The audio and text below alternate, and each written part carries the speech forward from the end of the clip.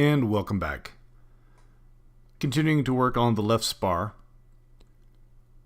So far to this point, I've constructed the J stiffeners for both the top and bottom flange, and those will be used in a couple sections later on in the instruction book.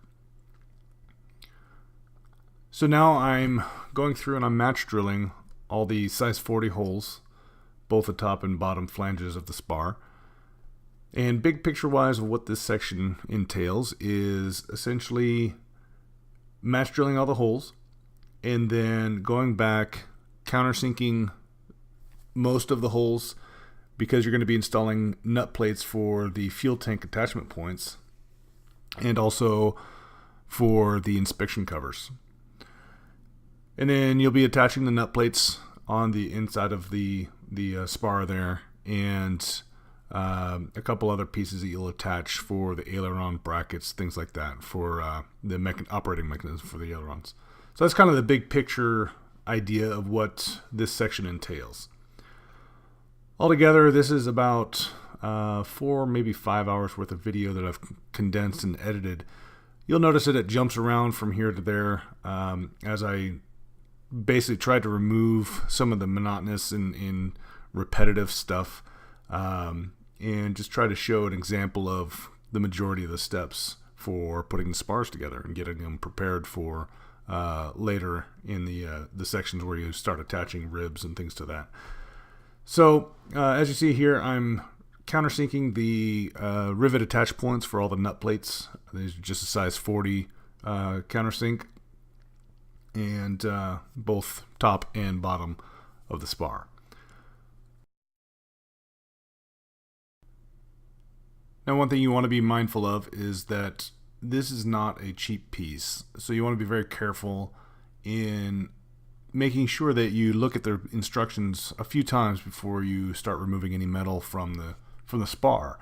Throughout the build of both the left and right spars, I look and go back in the instructions just to make sure that what I'm about to do is correct and that I'm not about to remove metal where I shouldn't be.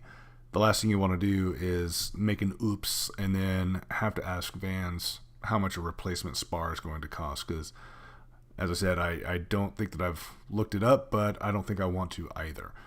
So just be very careful as you're going through and verifying that you are indeed doing the right operation at the right point. Now here I'm starting to install the nut plates in place, and there's two different types of nut plates. Typically, you have a rivet attach point on either side of the screw hole. In this case, these ones have the rivet attach points on the same side. So whereas you would normally be able to take a cleco, hold the nut plate in place with a cleco, and then drive the rivet on the other side, this one doesn't leave you enough room to be able to do that. So put it in place with a cleco, use a screw to hold it in place, and then remove the cleco and set the rivets. And that's what you see me doing here. And do that in both the top and bottom side flanges. As I've talked to before, the stand that I've built makes it fairly easy to work on the one side of the spar. As you've seen, I've flipped this spar over a few times as I'm working on both the top and bottom side. And so far it's okay, but I have a feeling as I start putting the ribs in place that it's not going to be nearly as easy to do. So I think I'm going to go ahead and remove some of the wood that's acting as a crossbeam there. Maybe take half of it and make it about half as wide there, just to give me some room to work on the backside of this spar piece. When I built the stand, I put these suspension brackets high enough so that the spars would not hit the ground and would hang just enough and have plenty of room. But I didn't really think about how much access I have from the back side, so I'm gonna have to fix that. So here I'm just going through and attaching the remaining fuel tank attachment point nut plates.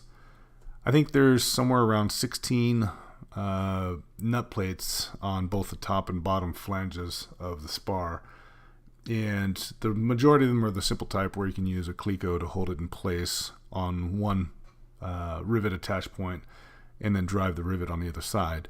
So it goes by pretty quickly.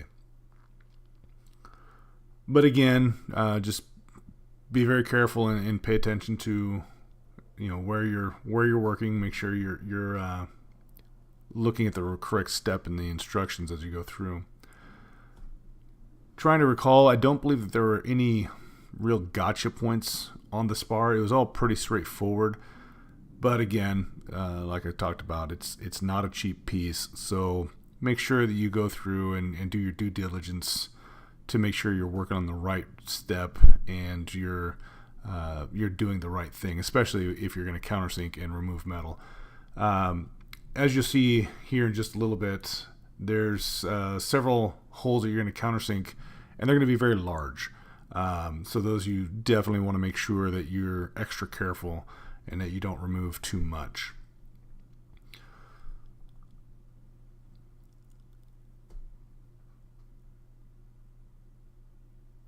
Now I'm working on this. This is July in Phoenix. It's extremely hot. I these days I do the majority of my work at night. I work a rotating shift work schedule, so I have a lot of nights off that I'm up and getting ready for a night shift. And so I'm usually out in the garage about midnight to 3 o'clock in the morning working on this, because that's when the temperatures have kind of come back down enough to where it's bearable. But it's still probably about a good 105 in my garage, and that's with the garage door to the house open and using a fan trying to blow in some of the AC from the house. It's pretty warm. I'm hoping that in the next couple months, as the temperatures come down, I'll be able to work more throughout the day and be able to have a little bit more time to work on the wing kit at any given shot. Before the temperatures started coming up and I was working on the tail section, there were several days where I'd put in 8 or 9 hours of work on the plane at a time. But just with the temperatures the way they are, there's no way I can do that now. So I'm looking forward to it. Here in a couple months, should get to the point where that'll work out.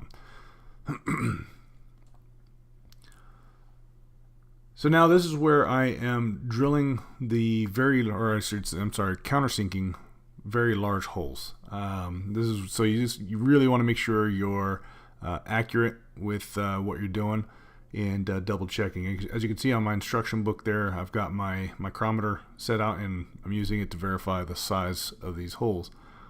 And it shows you a diagram that gives you the dimensions. I believe these ones were 9.4 millimeters wide. And what you do is you use a number 30 countersink, and you use the guide of the countersink to hold it steady while you're cutting, and that guide will go into the screw hole of the nut plates. So that's why you do this after you've installed the nut plates. You're using the nut plates as a guide for your countersink to hold it steady so it doesn't make an oval countersink hole.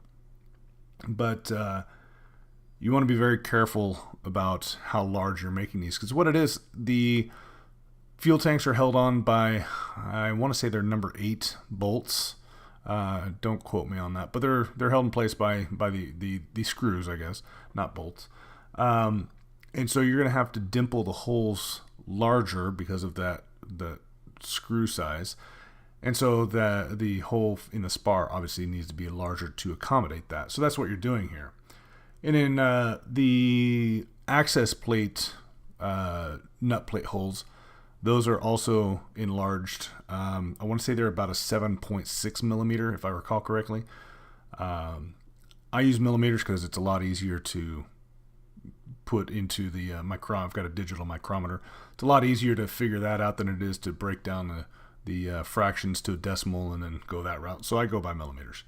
But again, just make sure that you're very diligent and that you're working on the right hole and you're making it the appropriate size and not making it too big.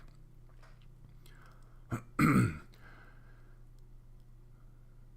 then the rest of this is basically I'm working on some nut plates on the webbing, both on the inboard side and at the tip.